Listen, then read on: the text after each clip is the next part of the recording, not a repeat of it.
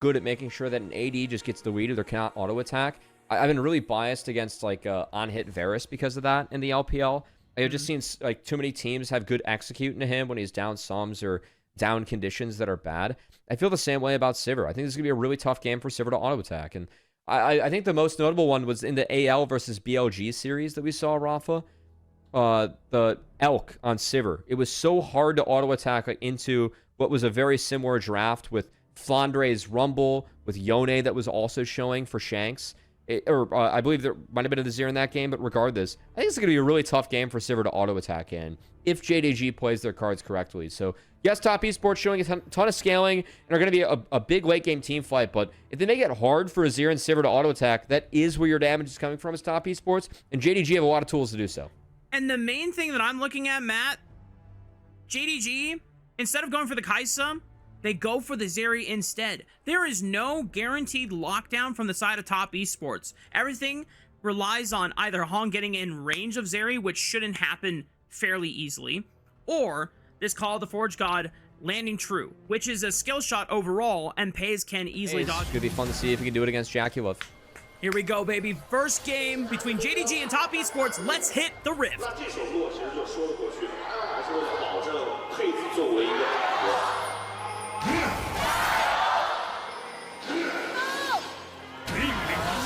We'll have an opportunity to try and at least steal some camps away. When smites are both down, the Bramble Smash will trump all, but Kanavi can just always beat this guy down. There's no flash available. Cream is the first one there. Shun goes in, tries to proc the Phrase Rush, will eventually fall. It does set up Xiaoshu to get the revenge kill back, but Scout is nowhere near. He didn't have prio for that mid lane. Super volatile, so when Kanavi went for that invade, there's no way that JDG solo laners could collapse, and now Scout is just dead.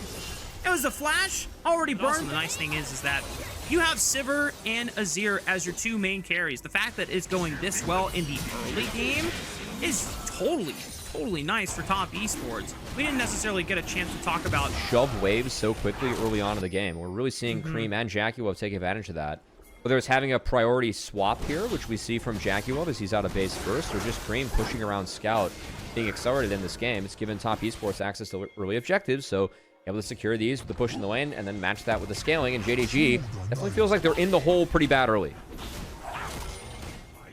Yeah, even though it's only 2 kills from the first break, but Scout could be in trouble here. Fate Seal channels through the Call of the Forge God, but he now has to deal with a Trundle on top of him, and nicely done! The Pillar! 369 knows it's happening! A photo of the house they use for, like, the front, like for the Hannah Montana house. Sadly, it burned down. Hang on. Story time for another time. I was bummed about that. We got a dragon starting up. We got a dragon starting up here, Matt. Yeah, I don't love JDG's contest on this one. It's gonna go down to Top Esports. And okay, Equalizer Cream gets right out on of top this. of Cream into the back line. Good initiation from Hong, but Wing is able to defuse it for now, trying to stall it, but they're just getting eviscerated by JACKEYLOVE and Cream. They're completely shoved JDG out of the river. Hong looking for one more headbutt pulverize combo on the Shun, but on this timer and firing everything into his ear. I mean, Cream is very mobile. We saw Cream be able to escape that one pretty easily and still do significant damage in the fight, so. There's an oopsie on JDG. The member they're going to connect from is Cream flashes to secure the first brig. The grand entrance gets first brig. Oh no. Okay, well, Cream dies. That's a kill going over to Xiaoshu's Rumble, but Wink is also going to fall since Hong is here for the alley-oop. And Kanavi's forced to flash over the wall. Man, we're just burning flashes. We do not care. Yeah, turret. That was awesome. That's the type of play it's needed to make this game actually close, Rafa. Let's be honest. JDG are getting ran by a scaling comp. This has not been close so far. Scout's going to base. We'll see if he TPs with this Rift Herald. It's looking to be secured by JDG, but are we going to have a fight afterwards? JACKEYLOVE very far up mid. Well, Rift Herald is secured for JDG, so at least it's something. JACKEYLOVE might be caught here. The charm through the spell shield. Oh my goodness, what? It's going to require an equalizer. And the next wave is going to be Grim. Insta Herald mid. And do we have Cream TP to the play? No. Herald is can't get the turret, and Pity Prize against Weibo. Of course. JACKEYLOVE getting picked? No way.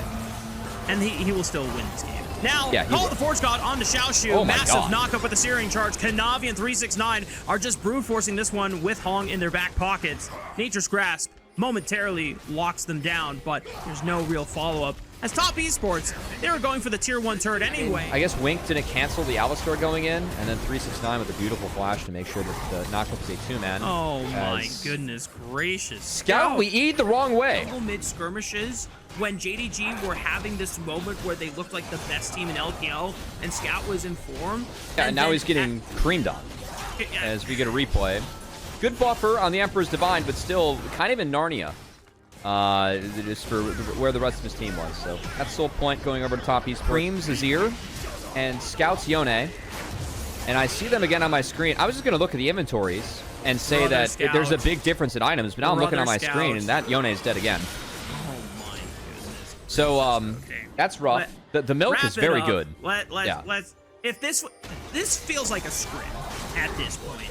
This feels like a scrim that has gone horribly wrong, and the players are protesting that the scrim is not over, so we're just dying. I don't know what else to say. But for Top Esports' sake, I mean, hey, if they want to continue this form, they're currently 3-0 in series in the standings right now. JDG are at least trying to make proactive plays across the map and look for pity prizes. Pays, at least, the only member yet to die on JDG, trying to give a damn and trying to make a comeback in this. Top Esports are just pretty much cycling objectives as they come up. The only one that they were not able to get for themselves was that Rift Herald, but JDG were only able to use it to take out one turret in the mid lane. And that's pretty much that. Top Esports are 2.5 minutes. There's 3 Drakes, there's an Otacon, there's a lot of flowers. And there's another dead turret on my screen. As the Equalizer could delete the wave, but cannot save the structure. And now a minute 15 away from the Dragon, Rafa. This somewhat hyped up group Ascension game that we were hoping for. As sadly looked like it's been a very one-sided affair. There's a Nature's Grass going to be an attempt here. Yeah, I'm pretty sure just another turret falling. Pretty sure here. It's a good find from Wink to at least get the flash at a hung, but he did save Alistar Altus. Here we go. Here comes the flip. If they let Shun go for the flip, he should be able to secure the dragon. He denies the soul away from Top Esports. Call of the Force God was a massive knockup. How hard can Pace cook in the back line? He has yet to be hit so far. He's trying to cook through the front line, but Scout is gone. The Emperor's Divide pushes them all into the corner, but Pace is still free firing. He dashes in, tries to make a hero moment, but he gets bursted. Top Esports will do away with the hero and Pace and will dash the hopes and dreams of JDG in this game 1 as they continue to rout all 5. I mean, the rest of the game unfolded just like that. Yeah, and I know we spent some time talking about Wink. Oh, hold on. Speaking of Wink. Another attempt. Wink flashing forward right on top of JACKEYLOVE. Good fate sealed. It's a massive knockup. Big shutdown goes over to Scouts Yone. The Call of the Force God will stall the fight for now, but Shun is now into the heavy backline. Good Embers Divide by Cream pushes them all back. And now the safety is guaranteed for Cream's Azir as the rest of Top Esports are able to do away with Xiaoshu's Rumble. Good look from Wink and JDG. I was about to highlight Rafa. I mean, it's still going to be Top Esports cleaning up the turrets, and Cream will just reset. Did want to talk about Hong before that fight. I think it's a decent find from Wink. We've seen Wink have a couple of okay moments later on in this game, but we've definitely seen the disconnect from JDG. Meanwhile, on the flip side, you got to praise Hong for his ability to step in the Top Esports and look like he's been a member of this team. I mean, he's fitting right in and playing well. Yeah. Early on, it definitely was a little bit shaky at times and just trying to find his footing, but these past couple series for Top Esports have looked pretty darn strong. I mean, JACKEYLOVE is continuing to look strong, and Scout, I mean, he's just been greeting for a lot of minion waves because he is so heavily far behind. I guess I can't even blame it anymore. Scout is not going to die on this wave here, as he's just trying to do his best to get to Infinity Edge as fast as possible for maybe a chance to reverse all the wrongs that have happened for JDG in the early game. I don't think there's any chance he's going to be able to match Cream in this one. Nice creative Malachite. Yeah, Cream, no flash, but he doesn't get rooted by Kanavi to just stop that Nature's Grass from connecting. And now there's no Maokai, so it's a 5-on-4. Call of the Forge God does go wide, Pays dashes and sidesteps it. Third inhib. Top Esports just pushing in. Is going to be all 3 inhibitors now falling. JDG are going to have to suffer the consequences of double empowered super minions. Fate sealed and Wink trying to look for the backline there, but good stasis by Cream, and the shuffle and the slide away guarantees that the Azir survives, and Pays just cannot do enough damage. Sivir at the hands of JACKEYLOVE will be able to just eviscerate him with the power of the Ricochet Blades. It's another ace for Top Esports, and it's game 1 in the books for Top. I like the word eviscerate when it comes to this game, Rafa, because it just felt like from start to finish, Top Esports eviscerated any chance that JDG hit neutral objectives, any chance at winning a lane, any chance of just being competitive in this game. Top Esports, start to finish, good victory from them. Yeah, very, very strong. Just have reach to try and get to the Aphelios, Talio, or Rel. Okay, just a Rel. All right. I think it's really important that JDG gets a win in the bot lane. Hopefully they can use the Talia to actually collapse into bot and really set this Kai'Sa behind, because 369 drafted a winning lane, plays very well on the top side that's showing for JDG. And if the Talia doesn't have an impact on things outside of just her lane, or they can't win the 2v2 mid by like getting Victor's flash out, or if that isolation or matchup is isolated, the Victor will win. So yeah, really important that Scout's able to have an impact. I assume it's going to be bot lane playing towards that Aphelios. On the flip side, I really like Top Esports, their ability to use Kai'Sa to attack. I think Kai'Sa's a very happy marksman this game. It's difficult to play into Aphelios, but she's really happy in everything else. You can always use that killer instinct to reposition in a... I thought Esports didn't help with marketing, personally. Oh my goodness. It's game 2 between JDG and Top Esports.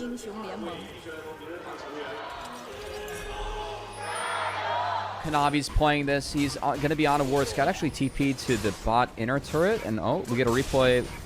Looks like some summoner spells were lost here for Pays and Wink. Lost Cleanse, lost Heal. And Kanavi now looking for Scout, who's flashless. Oh, my goodness. Scout, please. And Shun doesn't come over in time. So Scout lost his flash. TP's bot, tries to walk back to mid lane, dies anyway. That's first. We're going to get a wraparound here from Jarvan. This is going to be necessary. Cream should be able to flash out. See if he can react.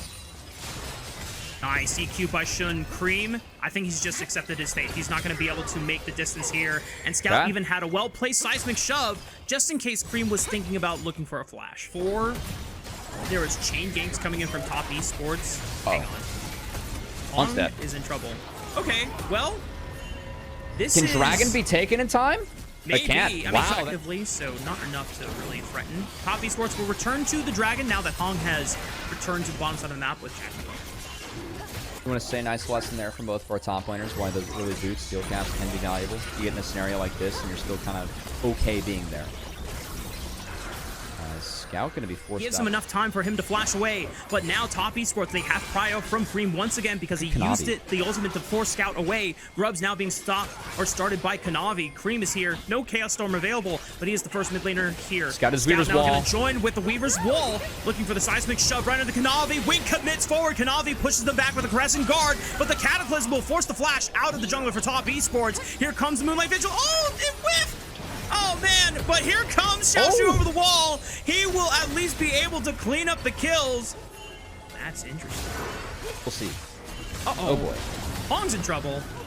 Okay, well, free pickup for JDG, able to pick out the support while his jungler was rotating out back to safety as the teleport from Xiaoshu. I like the engage from Shun because you chunk a member that can't get back. Like, if you chunk 369, he could have TP'd back, but by chunking JACKEYLOVE, he's forced to base, so it doesn't lead to any kills, but is an objective secured here as the Infernal Drake is taken, and we'll see what type of soul we get on the Rift. Ocean Soul hits the Rift. Ocean Soul is just a state of mind.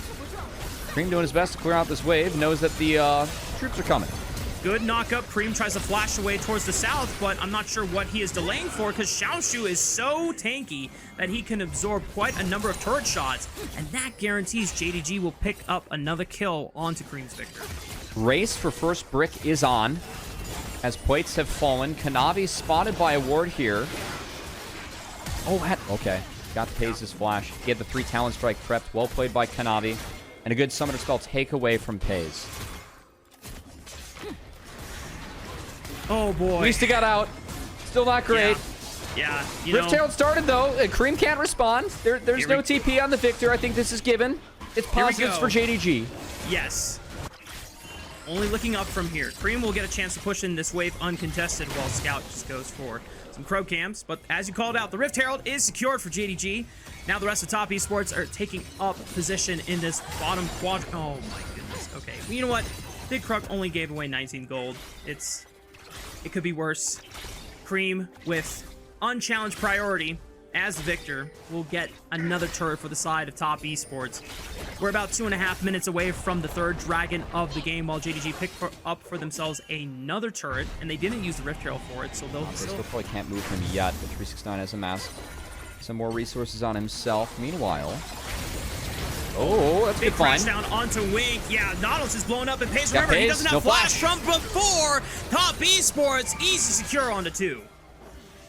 JACKEYLOVE, he's down flash, down killer instinct, and he is the target. EQ doesn't quite land though, and the seismic shove is sidestepped as well because JACKEYLOVE is too fast. Xiaoshu goes with the all-out on the Kanavi. He doesn't have a flash either, but 369 buying space as Mininar, by the way. The depth charge connects onto JACKEYLOVE, and Xiaoshu is committing the flash into the backline, but he cannot get enough damage onto Kanavi or JACKEYLOVE. Both of them survive, and the rest from LPL is, I think, one of the best traits of this region is their ability to push numbers advantages, not sign up for number disadvantages. Whether that question will be resolved or answered in this game, who knows? Top Esports will defend the charge from taking the turret out completely.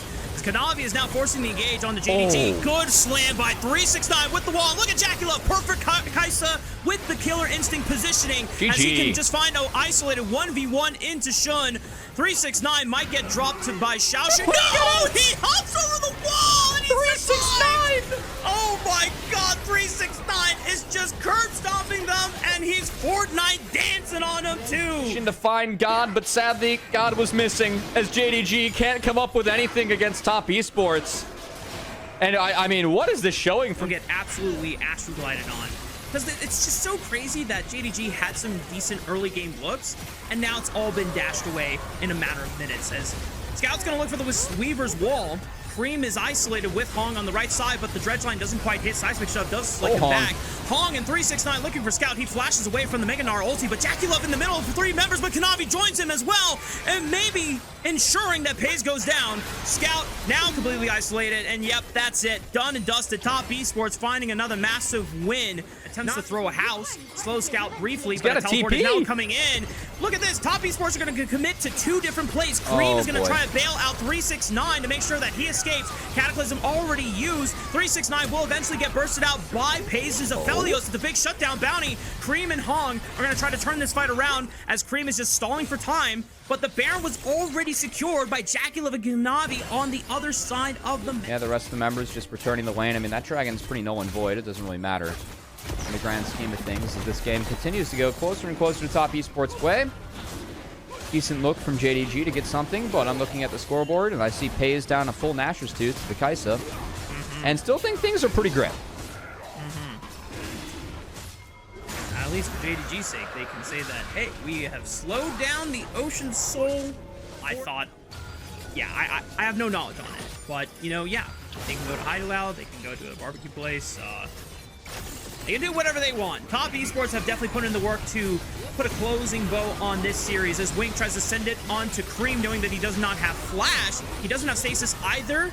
Not enough damage, though, from Pays on the Moonlight Vigil to finish off this victor. Xiaoshu falls next. Shun has already bitten the dust, and now it's down to the 2 squishy carries and Scout and Pays to try and defend and make a miracle out of it, but I think we all know how this story will end. Top Esports were very dominant in games 1 and games 2. Not even a chance for JDG to bring this one back from the brink as Pays is forced to flash away from the 3-talon strike. As Top Esports will look to pad the KDA, pad the stats, and make sure that it's another ace just for damn good measure. Top Esports going to clean this series 2-0 against JDG. I mean, just 2 blastings of JDG as Top Esports ensures that we have an early night, Rafa, going home here at the LPL. Our show started 2 hours and 30 minutes ago. Or 3 hours and 30 minutes ago.